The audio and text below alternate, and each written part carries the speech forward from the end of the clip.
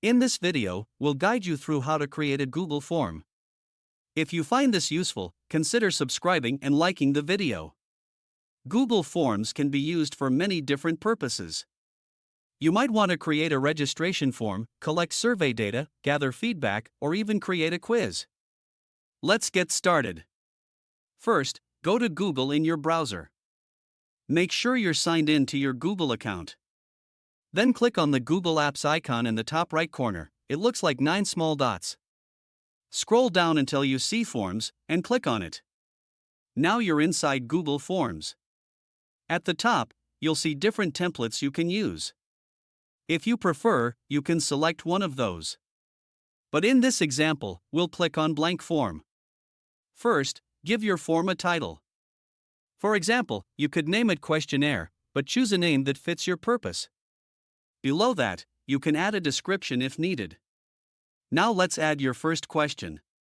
Click on the question box and type your question. On the right side of the question, you can choose the answer type.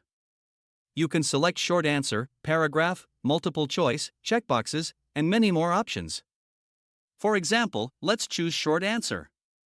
At the bottom right of each question, you can duplicate it, delete it, or mark it as required. To add another question, click on the Add Question button on the right-hand side.